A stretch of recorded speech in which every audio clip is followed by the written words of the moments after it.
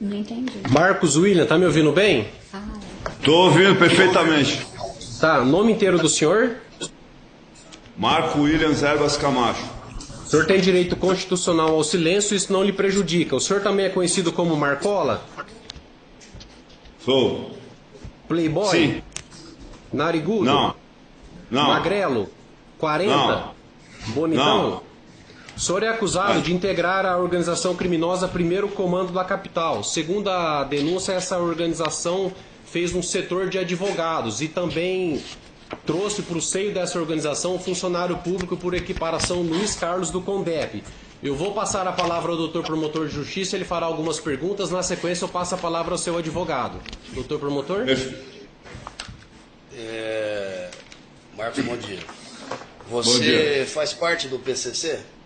Não. É integrante do PCC? Não? Não. Também não chefiou ou coordenou nenhuma célula jurídica da organização PCC? Nunca coordenei nem chefiei, conforme o Macarrão mesmo já falou, que é a testemunha de acusação.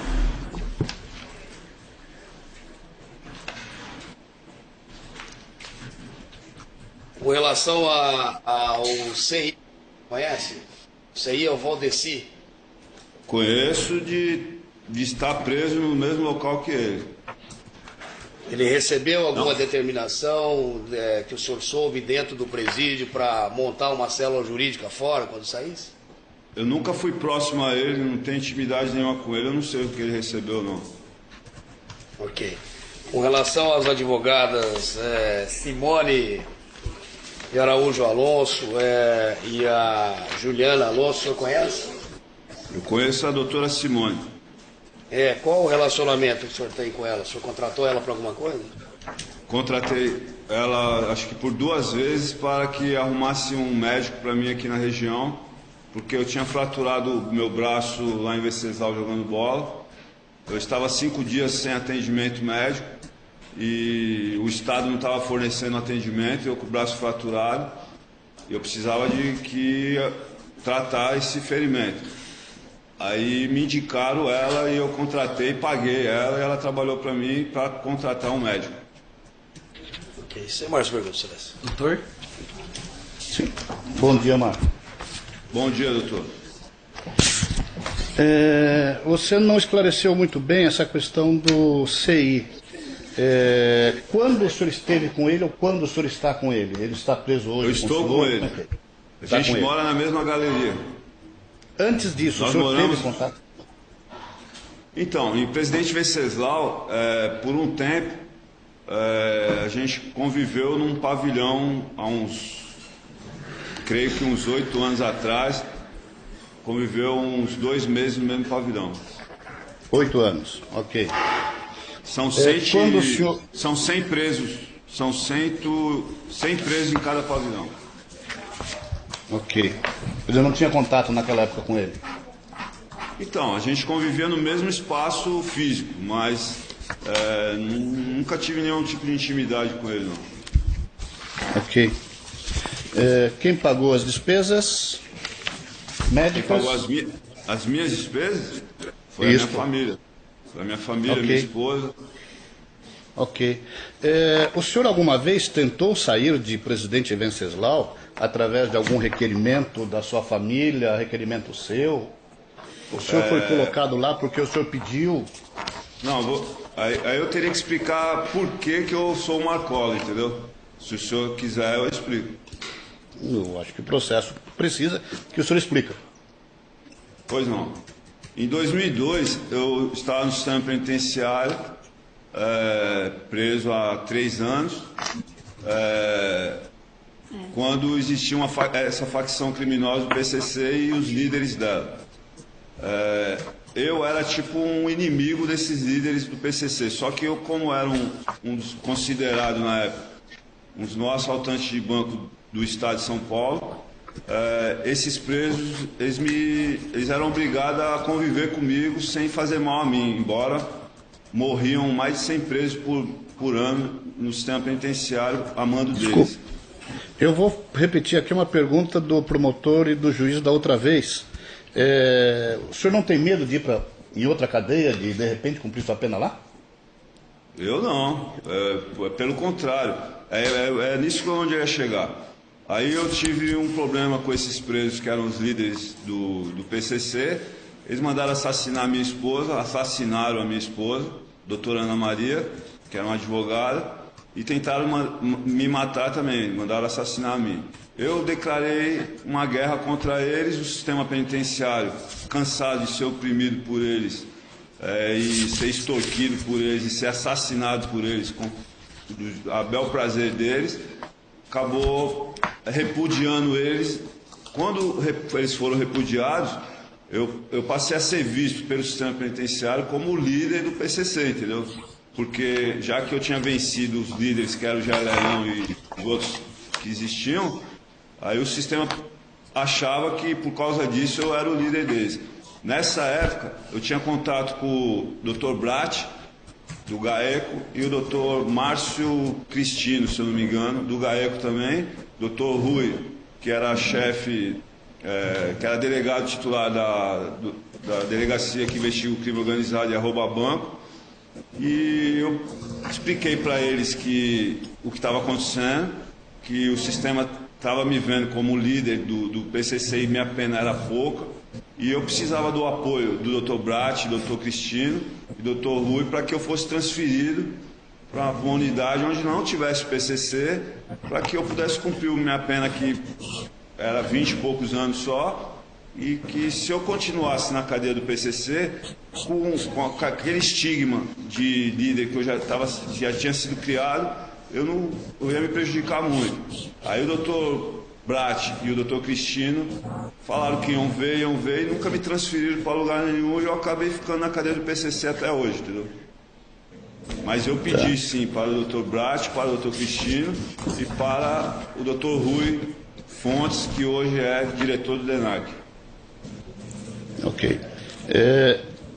Pelo que eu entendi, o senhor não tem nenhuma preocupação de cumprir pena em outra cadeia que não seja... Não tenho nenhuma preocupação. Inclusive, eu gostaria muito que esse juiz que está presidindo essa audiência me ajudasse a eu ir para essa cadeia de oposição, que eles dizem, para que eu mostrasse como que eu posso ser líder se eu posso estar convivendo numa cadeia dessa. Tá. Mas isso dependeria muito desse juiz aí, querer ou não ser um cara justo, entendeu? Ok. O Orlando Mota, ele faz algumas colocações de que existe um grupo que interage, que faz, e eu dou dois exemplos. A morte da mulher do Orlando e certo. A morte de um advogado que ele comentou, e que ele disse que o senhor não participou. Como é que isso funcionou? Como é que o senhor soube dessas duas mortes? Como é que o senhor pode narrar? Essa morte desse advogado, eu não sei do que se trata. Mas quanto à morte da esposa dele, na verdade eu era amigo dela, da Né, e eu fiquei sabendo na visita, eu só fiquei sabendo quando ela já tinha morrido, e fiquei muito sentido com isso, inclusive. Eu não sei como se deu isso. Tá bom. Eu não faço parte da organização, então eu não participei de nada que pudesse levar a isso, entendeu, doutor? Quer dizer, esses dois fatos poderiam ser considerados como que você estivesse afastado desse comando, é isso? É o que eu estou dizendo para o senhor. Quando eu briguei com os caras que eram os líderes do PCC, o sistema me viu como um líder, entendeu?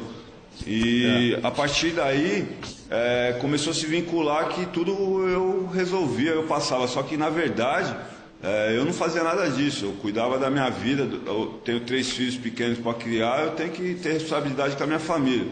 E era isso que eu fazia. Só que em muitos policiais, promotores, eles querem se promover às custas da minha pessoa, às vezes sem prova nenhuma, eles me colocam num processo, que nem nesse caso, por exemplo, uma carta que essa doutora Simone escreveu, direcionada a mim, que não chegou até a mim, que não fala de que eu estou sendo chefe, que eu sou isso ou aquilo, já foi o suficiente para o delegado que quer se promover, sair de uma comarca obscura como é o presidente Venceslau, me coloca como líder e como voto de Minerva, esse tipo de coisa. Ele tirou isso de uma fantasia da cabeça dele, porque isso não existe em lugar nenhum, não existe nenhuma prova quanto a isso, não existe nada que justifique essa acusação, entendeu, doutor? Tá? Como 10, 13, esse número, né? Você tem algum outro processo, alguma coisa que te envolve com esse número? Não, eu não tenho nenhum outro processo. E outra coisa, esse número 10, 13 significa o seguinte: todos os presos de Presidente Venceslau têm um número. Por quê? São 800 presos. E a gente tinha um jeito lá de avisar quando o cara ia ter visita ou não. Aí, por exemplo, em vez de ficar gritando o nome do cara, ó, fulano vai ter visita, ciclano vai ter visita, o cara fala, quem vai ter visita amanhã, que está marcado o ônibus da excursão, é o 1013, é o 1011, é o 1015, entendeu? Quando é do primeiro pavilhão. Do segundo pavilhão é o 2010, 2030, 2030, 5, entendeu, doutor? Cada pavilhão tem um número. Não é pelo que o senhor sabe, né? Todos não é os uma presos têm um número. Não é uma Não, codificação para. Tá. Não é uma codificação para fugir de algum ato ilegal, mas é uma codificação. Não, senhor, é uma codificação para ajudar ao preso saber que ele vai ter visita ou não. E todos os presos têm um número lá, nesse caso. Okay. Todos, os 800 presos. Me diz uma coisa, senhor Marco. O senhor conhece a denúncia? Conheço a denúncia. Conheço a denúncia e enfatizo o que o Orlando falou, que eu nunca participei da formação de núcleo jurídico nenhum. Isso ele tem total razão. Ok. Desses advogados, quais nos últimos 10 anos o senhor recebeu visita?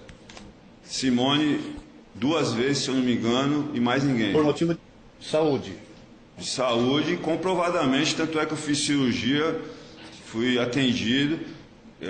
Uma outra vez que falaram que eu queria pôr botox, realmente eu fui atendido porque eu sofri um acidente de carro quando eu estava na rua. Eu fraturei a face, eu tenho dores muito fortes no rosto, e foi um médico lá e falou que se aplicasse uma gota de botox no local onde eu sentia as dores, elas cessariam. Okay. Por isso foi falado isso. Eu vou colocar também uma outra coisa, não são desses 10 advogados, né? Mas quais advogados você recebeu nos últimos 10 anos? Que eu me lembro. Você se lembra? O senhor, que é o meu advogado, que não tem nada a ver com esse processo. Quantas vezes por ano esse advogado te visitou? O senhor? O senhor. Umas 4, 5 vezes. A doutora Camila, que está aí do seu lado, que me visitava uns 4, 5 vezes por ano, devido a ter muitos processos e ela e o senhor cuidarem disso. A doutora Odete, que está aí presente aí, que já foi minha advogada há uns 5, 6, 7 anos atrás, 10 anos atrás, que eu saiba só, doutor. Que eu me lembre só. Alguma vez, outros advogados, ou um advogado especificamente, com relação ao homicídio, você recebeu lá em Venceslau 2, para tratar da audiência? Então, que eu me recordo, o senhor mesmo, não me recordo de outros advogados, não. Não tem problema. Porque eu nem gostava de ir nos advogados, para ser sincero, porque nem para falar com o senhor eu não gostava muito disso. O senhor lembra disso que eu falava isso para o senhor? Porque era muito humilhante, tinha que ser revistado, ficar nu, ficar agachando, levantando. Então aquilo ali me constrangia muito, e eu até pedia para o senhor não ir muito lá falar comigo, se o senhor não recorda. Isso também levava em conta para que não se falasse que você estava mandando recado através do seu advogado?